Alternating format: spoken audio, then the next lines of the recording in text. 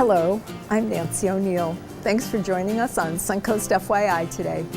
The beautiful painting behind me, titled Sunflowers, is by Ringling College of Art and Design alumna Katie Cundiff-Dobson. This is just one of many pieces you'll be able to see at the upcoming Veterans and Alumni Show, opening Thursday, November 10th at 5 p.m. at the Nabi Gallery, which is located on the campus of Ringling College. Now today on Suncoast FYI, we'll be joined by the co-proprietor of the Lazy Lobster and Casey's Seafood, Michael Gary, the marketing director of Richard's Food Emporium, Dava O'Donnell, the founder of the Dennis V Foundation, Maverick Johnson, and the executive director of Satchels Last Resort, Iris Eastman. They're all coming up next on Suncoast FYI.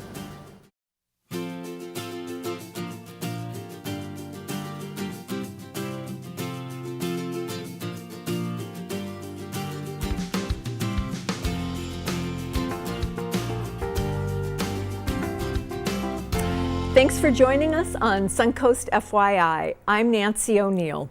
Our weather couldn't be more delightful, so it's time to get outside and enjoy it. In just a few weeks, the Longboat Key Club will be hosting its annual lawn party.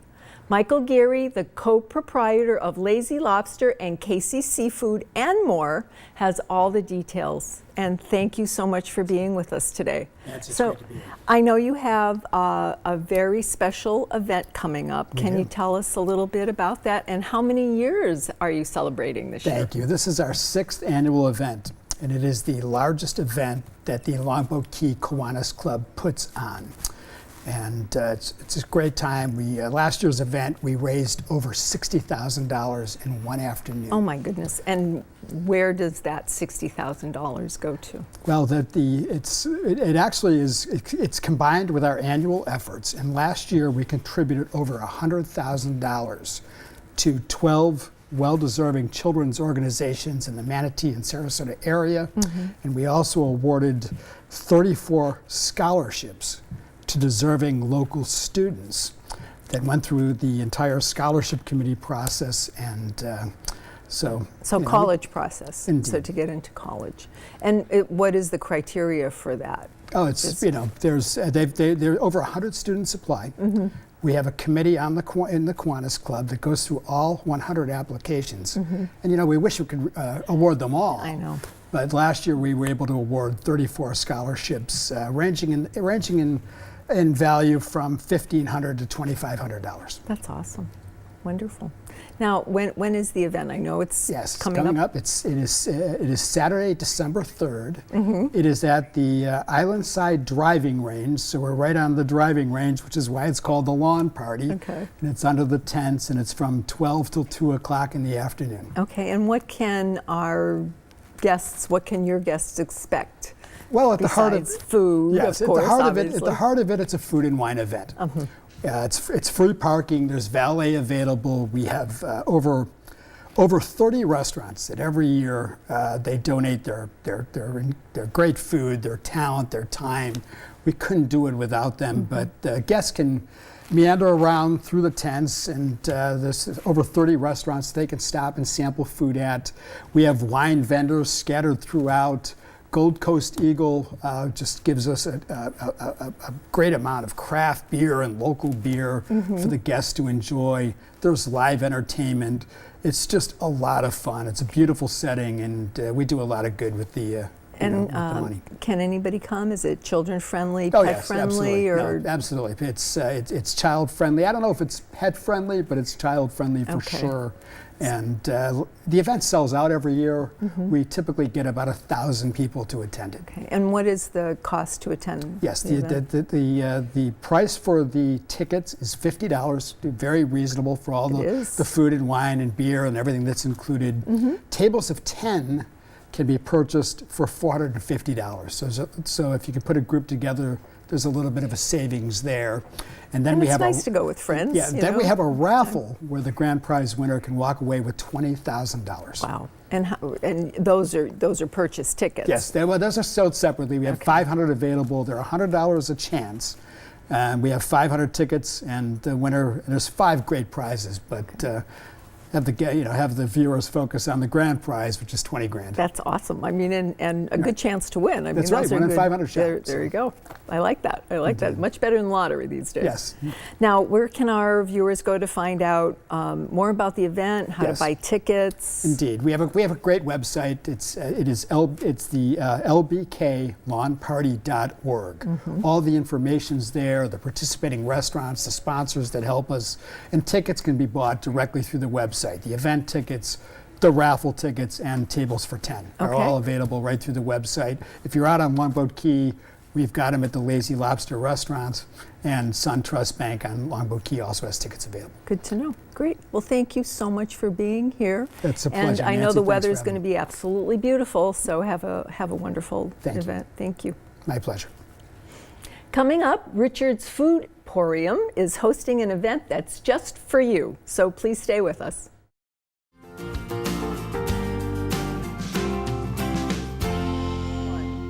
Welcome back. Richard's Food Emporium is doing more than just saying thank you to their customers. Next weekend, they're hosting their 4th annual Customer Appreciation Expo. Marketing Director Dava O'Donnell is here to give us a preview of what we can expect. Thanks for being with us today. Thank you for having me. So I love Richard's. I can't tell you how often I go there, but I do very often. But tell our viewers, what is Richard's and what do you offer? So Richard's is a local health food and specialty store. We've been around since 1979. Our original location is still on Tuttle and Ringling. It's a family-owned business. Actually, my father owns it. I work for it. My uncle is the contractor. His wife does the graphic design. But Richard's basically, we're a small footprint. We have a great vast selection of fresh bulk foods, quality supplements, and then we have grocery as well. And you have knowledgeable staff, which is what I really appreciate. Yes. You can walk into any of our stores, talk to the employees, ask them, what is vitamin D? Why is it good for me? They can lead you down the aisle. They'll help you read ingredients. So important. Yeah, it really is, because you can be overwhelmed when you walk in. Absolutely. So why did Richard start the Customer Appreciation Expo? So the Customer Appreciation Expo was a way for us to say thank you to the community for supporting us for 38 years. It's really a great opportunity to give back to our customers and allow them a chance to come and speak to vendors of products we carry in our store and get that extra knowledge that they can get from our employees, but to get it directly from the vendors and talk about their ingredients, talk about the benefits of the products. And it's just an overall fun day anyways. We have a lot going on, a lot of cooking demonstrations, fitness demos, good energy in that So that's show. where the concept basically came from, because you wanted to be able to give more information to the people that come and support your store. We're all about education. It's one thing we've realized about our customers too, is people want the knowledge. So we kind of built this big event around providing knowledge directly to the consumers about products. Right. So that's what they can expect when they come, talking directly, like you said, to the manufacturers or people from your staff to find out what's going on. And what else? Is there any like lectures going on? Or? We don't do lectures. We did try that the first year, but it's such a big show with 92 booths. There's a lot going on. Like I said, a lot of energy. So we did get rid of the lectures, but we do provide live demonstrations. So we have live demonstrations of cooking, fitness, and we do have a kids area, so bring your kids. Our Loving Arms is a sponsor of the kids area, so they're certified nannies. Excellent. Okay.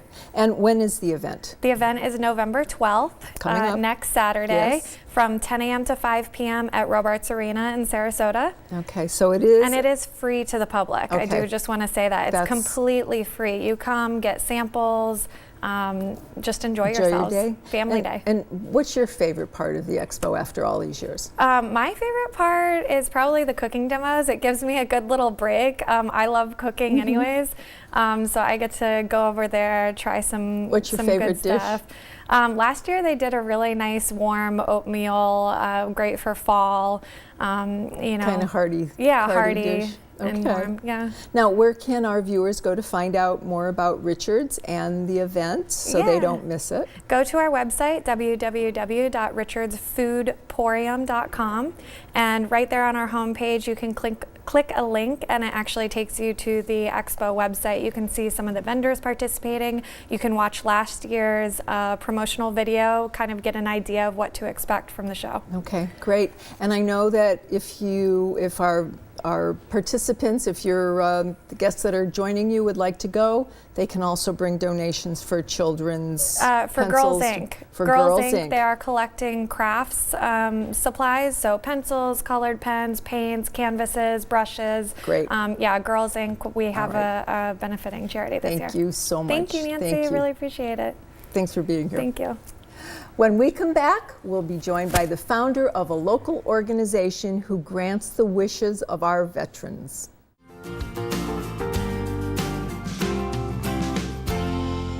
Welcome back to the show. I'm Nancy O'Neill. Next Friday is Veterans Day, and joining us now is Maverick Johnson, the founder of the Dennis V. Cooper Foundation. He's here to tell us how they make a difference in the lives of our American heroes every day. Thank you so much for joining us today. Well, thanks for the invitation. Thank you.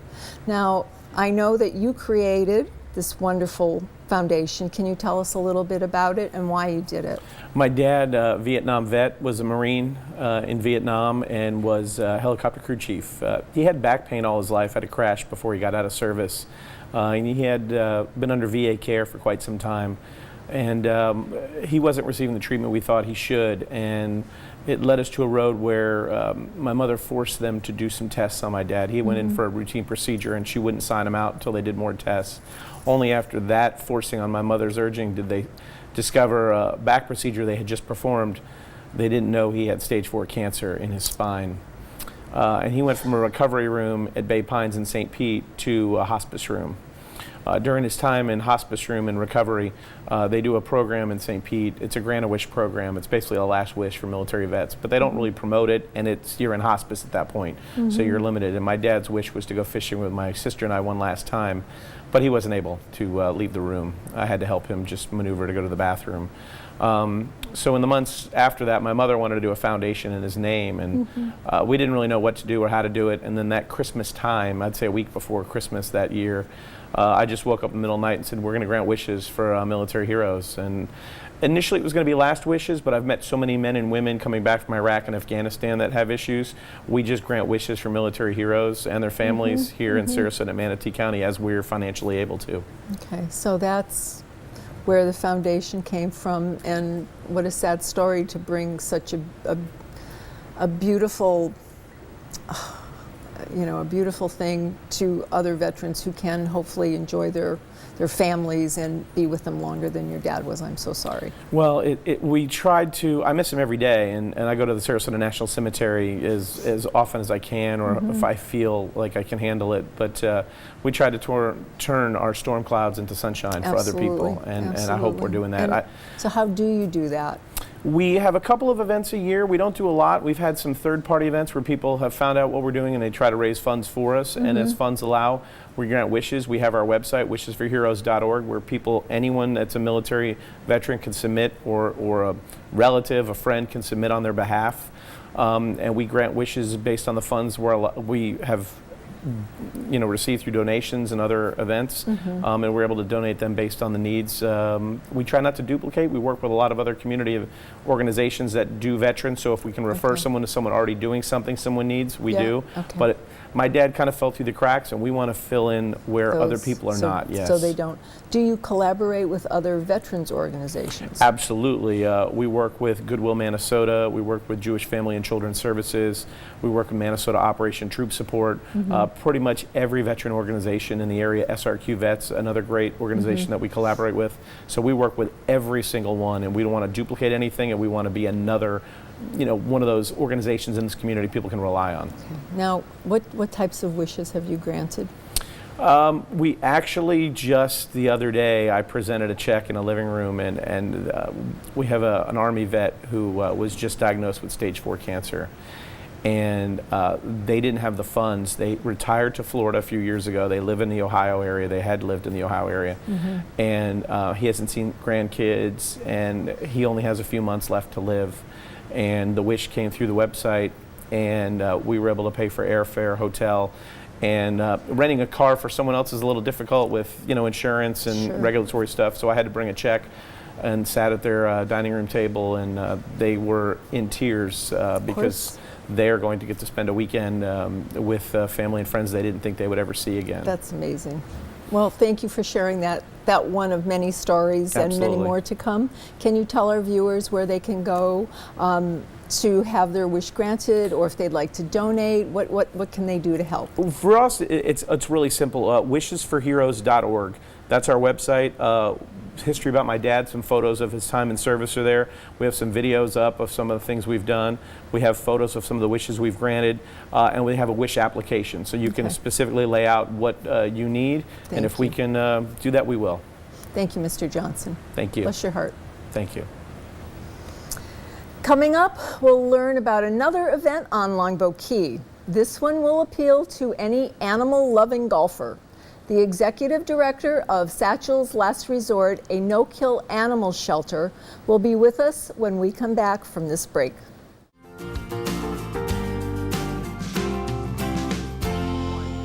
Welcome back to the show. Executive Director Iris Eastman is here to tell us what's going on at Satchels Last Resort, a no-kill animal shelter.